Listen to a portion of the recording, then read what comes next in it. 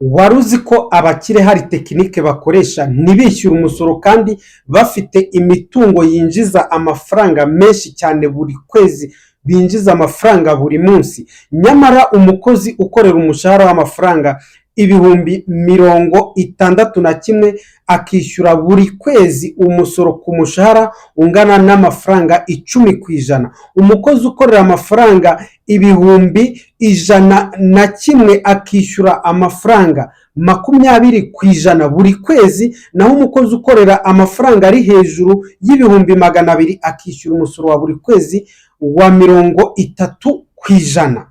Muri iyi video ngiye kukubwira tekinike imwe abakire bakoresha birinda kwishyura imisoro kandi binjiza amafaranga menshi cyane. Ntujye kure y'iyi video rero, niba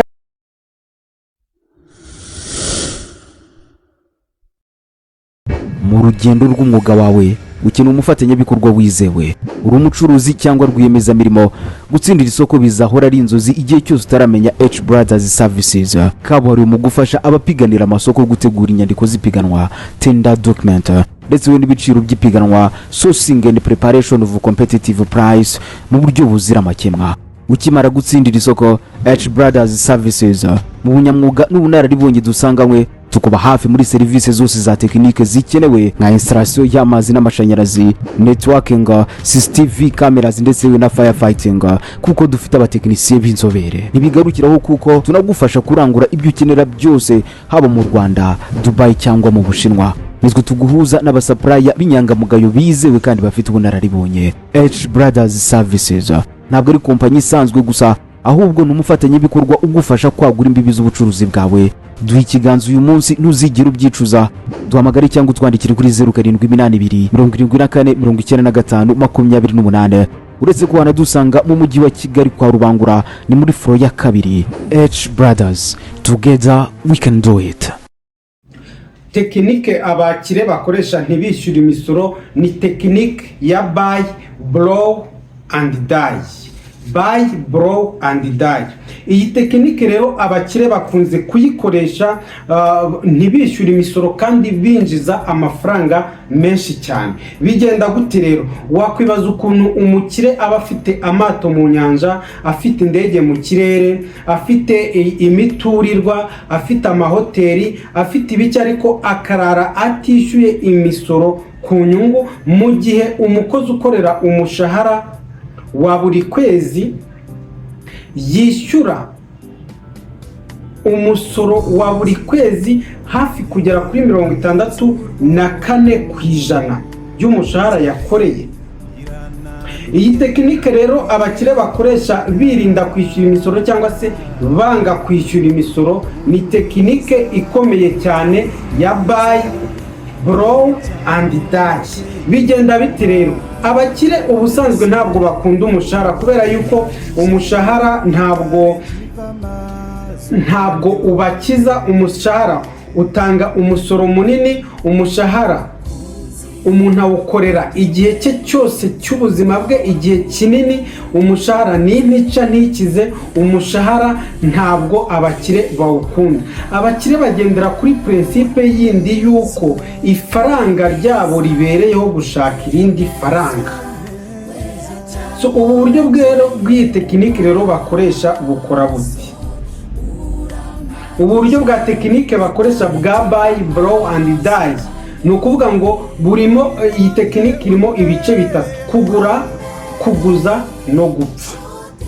Abakiraho kugira ngo bakorere umushahara bagura imitungo, bashobora kugura indege, bagura ibibanza, bubaka amazu, bagura amato, bagura ibintu bitandukanye. Ya mitungo iramba, ya mitungo itimukanwa niyo abakire bo bakunda kuba bafite.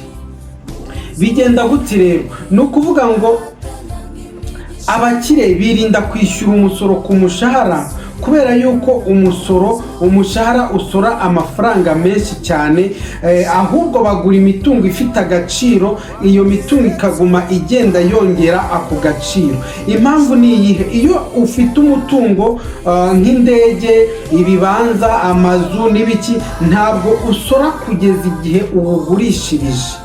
sinzi niba muri kumva icyo kintu. Ni ukuvuga ngo umuntu niba afite amato mu nyanja, akaba afite indege, akaba afite ibibanza, akaba afite amazu, ikibanza niba wakiguze, niba yakiguze akaba uyu munsi yakiguze 5 miliyoni, aragitunga kigende kiyongera agaciro, ka gaciro kiyongereho ntabwo ari bugasorere.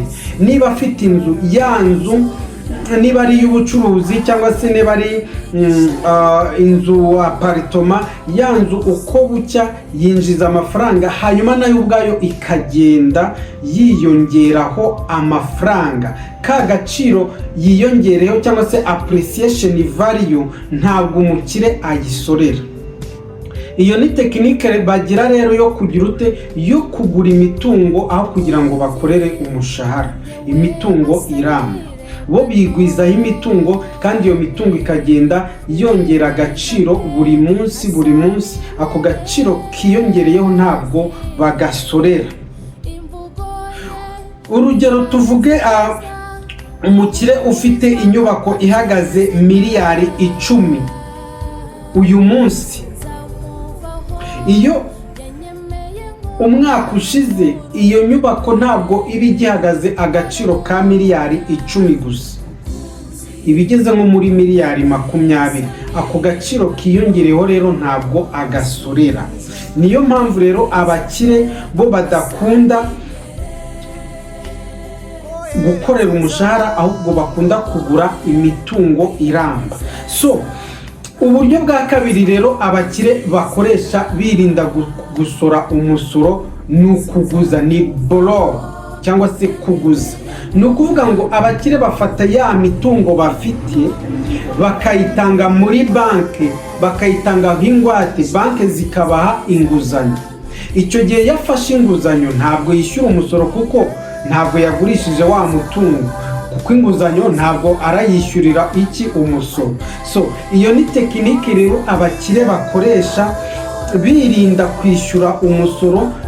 Ntabwo bagurisha imitungo bafite, ahubwo bafata iyo mitungo bakayitanga muri banki ikagira ute, ikabaha inguzanyo.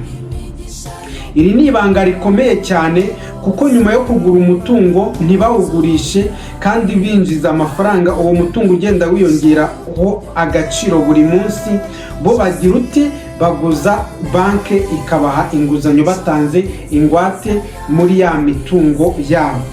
So abakire rero ayo mafaranga bagenda babona, niba agujije ashobora kujya gutembera, ashobora kongera kuguza kongera kugura indi mitungo, ashobora kugura amamodoka, ashobora kugura indege, ashobora kugira ute. Hanyuma kandi niyo babona ko umwaka ushize bagiye kunguka cyane, aravuga ati uyu mwaka ngiye kunguka miliyari 10, izi miliyari 10 ntabwo ngomba kuzisorera umusoro kuko ni mwinshi. Akora iki?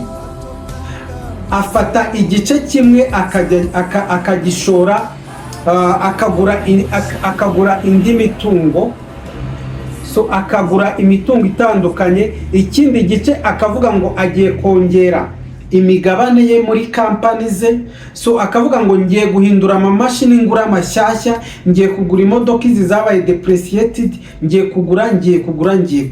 So ni ukuvuga ngo rero we agira ute, yirinda umusoro wo kugira ute, wo kuba yagurisha ibintu kugira ngo abisorere, ahubwo we akaguza amafaranga muri banki.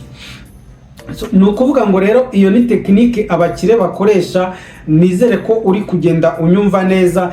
Inama ahangaha, iyo ubaye umukire nyine ntukoresha amafaranga yawe, ukoresha amafaranga y'abandi nk'inguzanyo, kuko amafaranga yawe akomeza gushorwa mu bikorwa byunguka. Ubundi umukire we afite principe yuko ifaranga rye ribereyeho gushaka irindi faranga. Ni ukuvuga ifaranga ryo riramukorera, ntabwo we arikorera.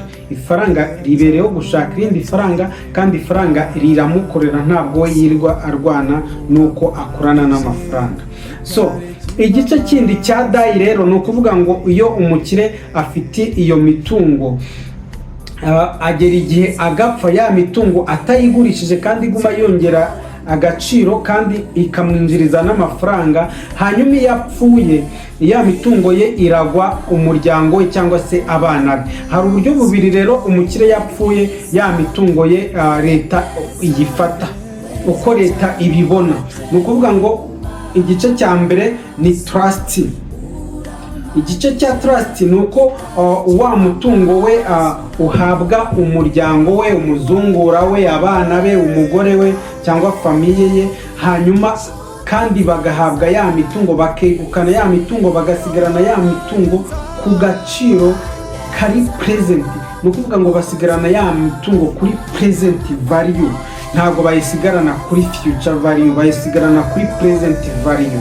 So bivuze ngo iyo present value ntabwo bayisorera, ntabwo basorera ako gaciro imitungo ifite uwo munsi nyirayo yapfuye. Uburyo bwa kabiri rero leta ibibonamo, baravuga ngo niba umuntu apfuye yari afite umutungo, nibyo bita step up in basis. Ni ukuvuga ngo niba umuntu apfuye yari afite bond ihagaze agaciro ka miliyoni 10 kandi yari yarayiguze miliyoni 5, izo miliyoni 5 z'inyungu ntabwo abagiye gusigarana uwo mutungo, ntabwo bazisorera.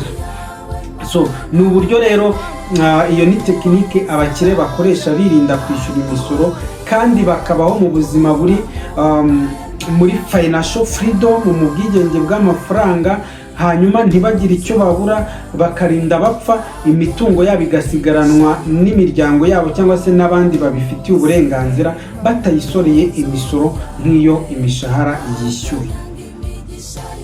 Wakwibaza ngo ese ni icyaha?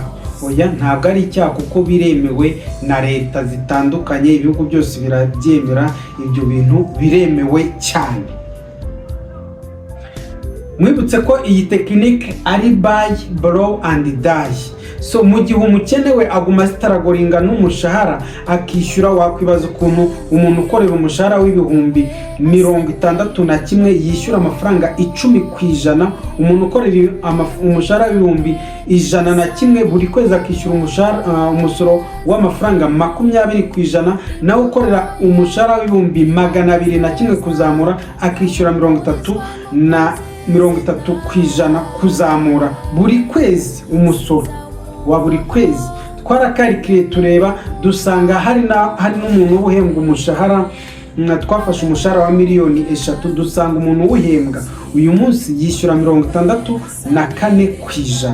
So umukire rero aguma zitaragoringa, hari na level ageraho ntabiyemerewe kuba yasaba inguzanyo imufasha mu buzima bwe burebure, kubera ko nta ngwate afite, nta kintu na kimwe afite. Umukire banke nimwizera, umukene banke nimwizera, umukene nta mutungo aba afite. Umukene banke nishobora kumuha inguzanyo ahamagaye kuri telefone, ariko umukire nka ba Elon Musk ashobora guhamagara, ndi Elon Musk mfite kugushipinga indege aha naha, mfite gushipinga amato aha naha, nkeneye inguzanyo yihuse ya miliyari 5 kandi nta mwanya mfite wo kugera kuri banki, munzanire ibipapuro, munshyira amafaranga kuri banki, munzanire mbasinye. So ni ibintu biroroshye cyane, umukire abavuga rikijyana. Icyo twakwigira ku bakire rero nuko badakunda umushahara, nuko bakunda kugura imitungo kandi bagakoresha ya tekinike ya buy, borrow and die. Niba iyi video igufashije, niba hari ikintu wumva igusigiye, niba hari intekerezo zawe yabihinduye, kanda like, udusigire igitekerezo cyangwa icyifuzo cyangwa ikibazo muri comment section. Duhure muri video itaha. Ibiganiro byo kuri BVA Empire nakagaruka. Ciao ciao.